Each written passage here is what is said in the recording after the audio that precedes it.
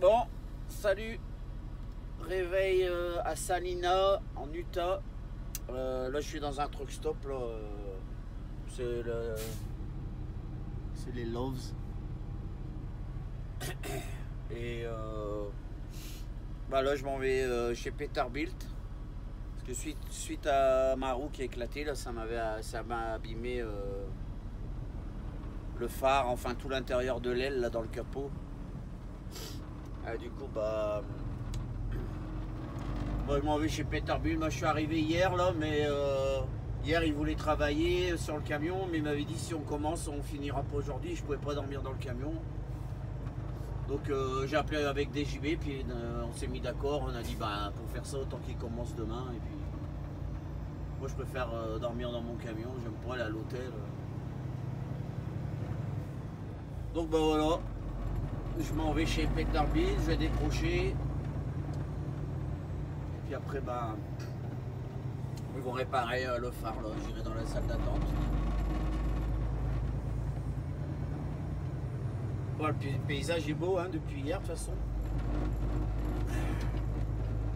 Moi j'ai fait une bonne nuit, là, 14 heures. C'est sûr que la première nuit avait été un peu... moi j'ai éclaté samedi à 19 heures. Après, ben, le temps qu'on mette en action tout ce qu'il y a à faire là, pour trouver des dépannages. Apparemment, TJB, ils ont travaillé avec une entreprise au Canada, là, Canaxus.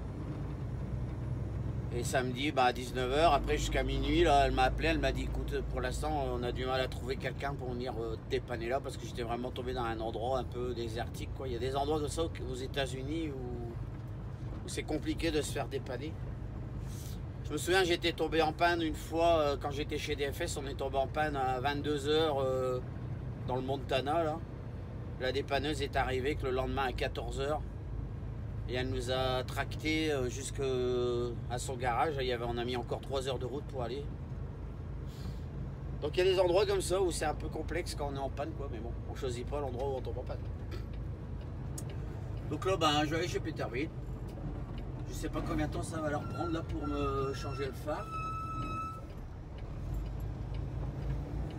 Et après, ben, j'irai faire ma livraison à Los Angeles comme prévu. On est sur là, Peterbilt là-bas, à droite.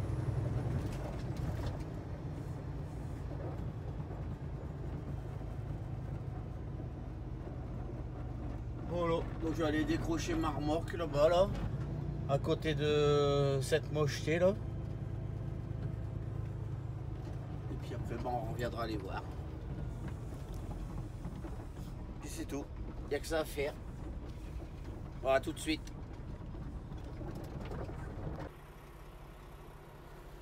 Bon bah voilà, je suis sur le parking là de chez Peterbilt.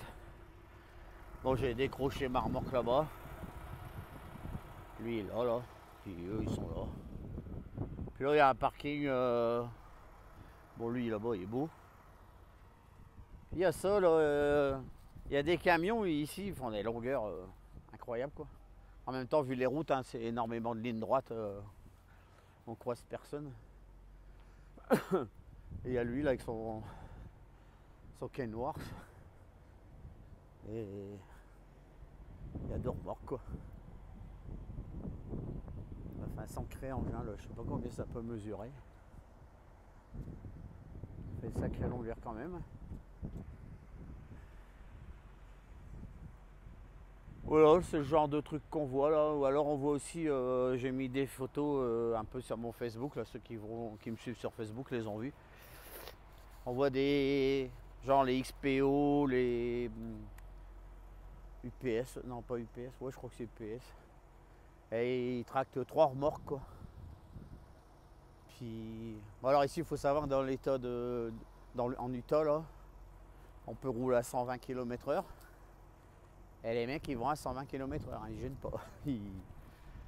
Moi déjà je roule à 105, des fois ils me doublent, je me demande, j'ai l'impression d'être arrêté. Mais bon. Il y a lui aussi là, lui il y a 2 remorques aussi lui. Bon, lui c'est des petites remorques Mais enfin des petites remorques qui sont de la taille des remorques en Europe quoi. Et ils traquent 2 remorques. Polo. Bah maintenant il n'y a plus qu'à attendre que ça ouvre là. Et puis ben. Je sais pas, on verra bien combien de temps ils vont mettre à faire ça. Oh, il y a lui là. Alors lui c'est un Peterbilt de la génération comme le mien là. Il y a de la chance, lui il y a les cheminées. Mais en fait c'est parce que c'est pas. Il n'y a pas la même couchette, lui il y a une petite couchette. Moi ce qui se passe qu'on pourrait pas mettre de cheminée, c'est parce que Peterbilt ils ont agrandi la couchette. Et du coup bah, le pot d'échappement normalement il devrait passer ici là. Mais là maintenant on voit il y a un rebord là, qui empêcherait le pot d'échappement d'être placé quoi. Mais moi du coup bah, j'ai une grande couchette. Donc je peux pas l'avoir. Ah, des fois je m'en foutrais hein, d'avoir une plus petite couchette. Au moment où j'aurai les pots d'échappement, je serais content. Alors on le voit là. Bah lui par exemple, il n'y a pas la fenêtre dans l'eau, moi ça monte encore plus haut là. Voilà. Bon bah je retourne un peu à l'intérieur, là il y a quand même pas mal de vent, il fait que 19 degrés là. Donc je vais me remettre un peu à l'intérieur. Puis j'attends. Prendre son mal en patience. À tout à l'heure. Bon bah voilà. Ils ont réparé le phare. Ils en ont mis à neuf de toute façon. Donc voilà. C'est un tout nouveau phare. Fonctionne. Impeccable. Là j'ai mis en route le test là. On a un bouton qui fait tout clignoter, tout tester là, pour voir si ça fonctionne. Donc fin de la péripétie. Normalement il ne devrait plus rien arriver. Bon il reste encore des choses à réparer bien entendu. Comme là ben, ça a fait partir mon... J'ai un cache chromé normalement. Puis à l'intérieur quoi ils ont vraiment fait ils ont mis ça normalement, il y a tout un cache qui couvre tout ça, normalement on voit rien. Mais bon ça sera remis GTJB quoi, ils vont faire toutes les réparations. Là c'est pareil, la jupe là je l'ai raccroché avec un fil de fer. Et puis ils feront tout ça chez TJB. Donc moi maintenant je vais reprendre la route et puis bah, on continue le périple. A plus tard.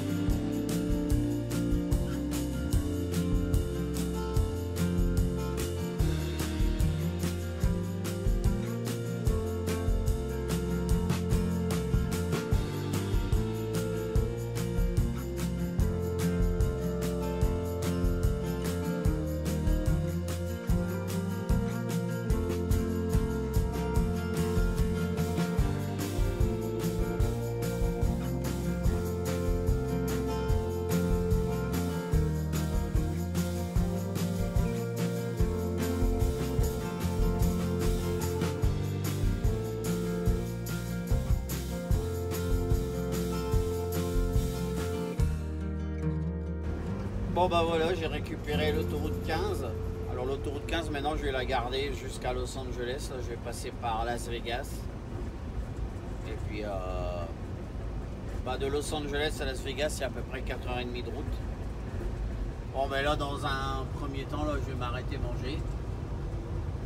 Parce que j'ai faim. Donc là il y a un petit restaurant là. On va arrêter là. Et puis on reprendra le chemin après. Je suis à peu près à 200 miles de Las Vegas. Là. 200 miles, je sais pas combien que ça fait. Ça fait ouais, 3h20 à peu près de Las Vegas. Donc je vais me garer là, je vais me tourner comme eux, là, comme ça je n'aurai pas le soleil qui va trop m'éclairer dans la cabine. Bon, il fait que 32 degrés, ça va encore, mais je vais faire ma coupure là, je vais sans doute faire une sieste, alors je ne veux pas avoir trop de soleil. On a la première place à côté de lui là. Et hop, ce sera parfait.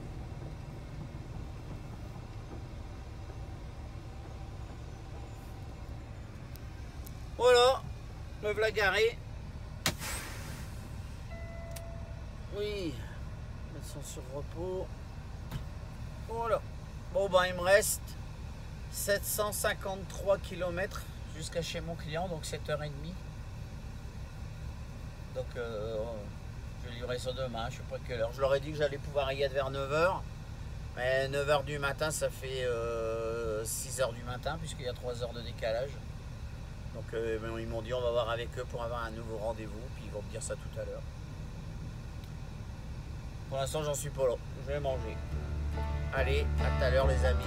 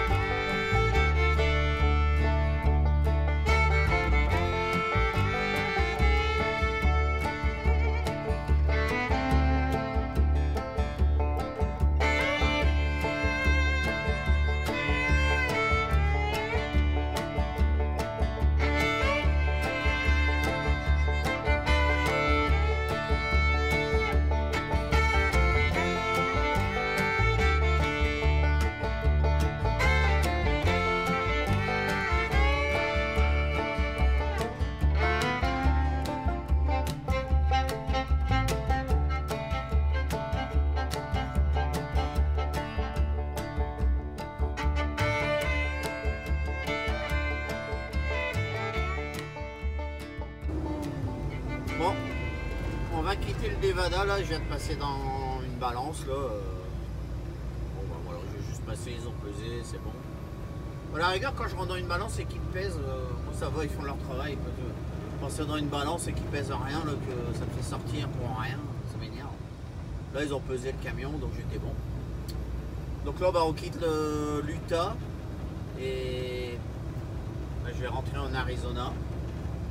Voilà, cette partie ici, l'Arizona, il y a vraiment un petit bout, là, il n'y a presque rien. Là. Et après, ben, après l'Utah, ça sera le Nevada. Mais vraiment, c'est une petite lichette, là, un petit bout d'Arizona.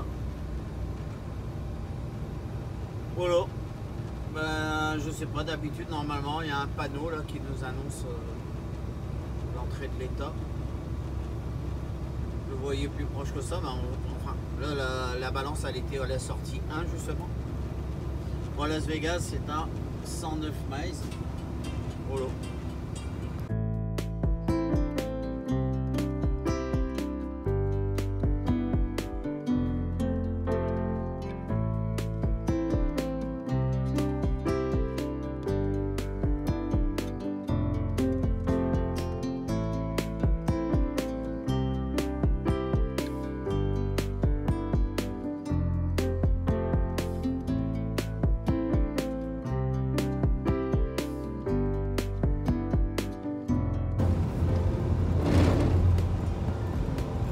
Voilà, c'est une partie que j'aime bien du voyage aussi parce que c'est le Virgin River Canyon. Oh, c'est magnifique aussi à traverser. Je vais me taire et puis je vous laisse regarder le paysage.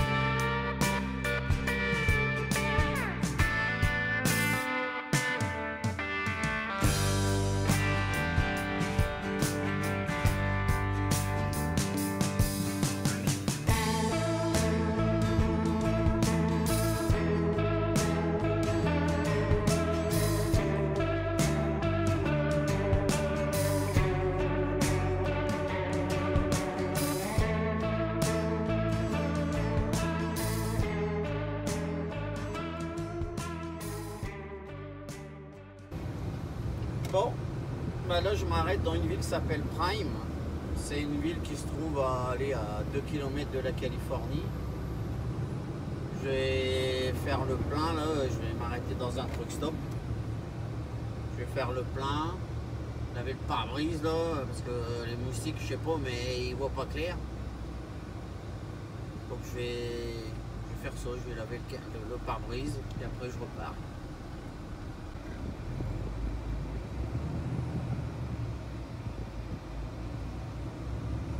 Alors là, c'est un casino. Normalement, dans ce casino, là, il y a les voitures de Al Capone et Bonnie and Clyde explosées. Là.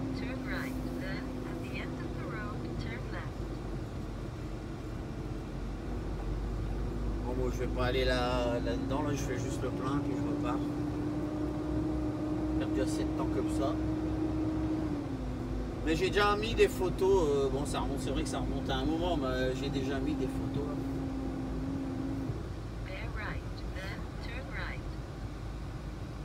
Bon, il y a l'air d'avoir du monde au pompe là.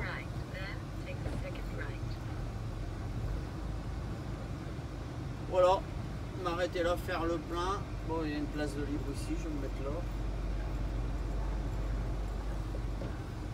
Et puis bah, on va faire la queue, on n'a pas le choix de toute façon. À tout à l'heure. Il y a une petite curiosité, je voulais vous faire voir, je sais pas du tout ce que c'est. C'est là-bas dans le champ là. Il y a comme des... Je sais pas ce que c'est là, ça... Chaque fois que je passe ici, je me pose la question. Et franchement, bah, je sais pas du tout ce que c'est ça. S'il y a quelqu'un qui sait, chaque fois que je viens là, je suis toujours un peu... je me pose toujours beaucoup de questions à ce sujet-là, quoi. Mais bon, voilà. Je vais m'en aller. Je voulais vous faire voir ça parce que je me demandais bien ce que c'était. Donc là, ben voilà, là, c'est le truck stop là. Ben là, il y a des vieux véhicules. Hein. Ça, on dirait Volkswagen, ce truc là. Bon, allez, c'est reparti.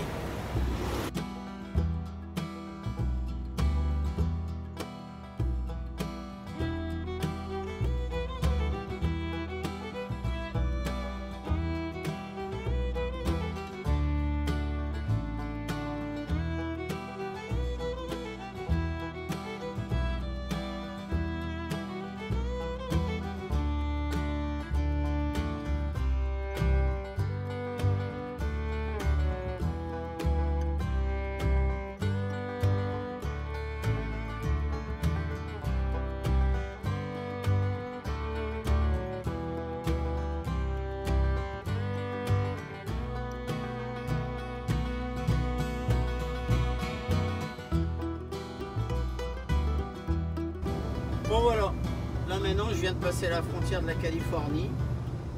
Voilà, il y a ces fameux trucs là, je sais pas ce que c'est que ça. C'est bizarre, je sais pas du tout ce que c'est que ces trucs là. Il y en a 3. Ah bon. Donc là maintenant bah, je suis en Californie, faut pas que j'oublie, la vitesse est limitée à 55 ici. Et puis là, dans 1 ou 2 km, là, je vais avoir un arrêt obligatoire à faire. Là, il y a l'agriculture, ils vont me demander ce que j'ai dans le camion. Parce que ils vérifient si on ne ramène pas des denrées, des légumes ou quoi, là, qu'ils cultivent eux. Et sinon, ils interdiraient le camion de passer. Quoi. Bon, ben moi, je suis tranquille, j'ai des bobines, donc alors, ils vont pas m'emmerder avec ça. Bon, voilà. Et puis, ben... là-bas, droit devant, là, on voit une côte, là. On va remonter ça. Voilà, c'est la Californie. Là, maintenant, c'est 55 miles à l'heure. 90 km/h, en fait. À tout à l'heure.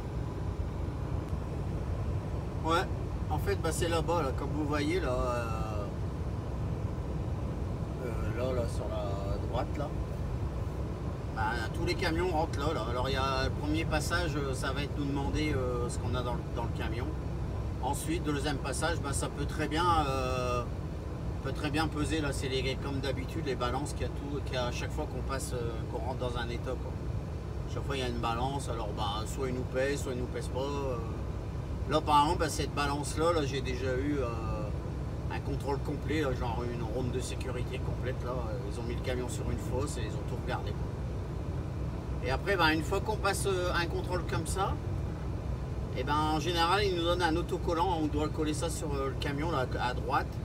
Et puis ben, on est tranquille pendant, je crois c'est 3 ou 6 mois quoi. On est tranquille, quand on passe dans une balance n'importe où aux US, ils voient l'étiquette, là ils savent qu'on a eu un contrôle complet quoi. Donc ils peuvent nous peser mais ils nous feront plus un check-up complet comme ils font là. Voilà, donc là bah, je m'y approche tranquillement là. Bon, la température a rebaissé un peu là, c'est 41 degrés. Tout à l'heure il était monté à 46 quoi.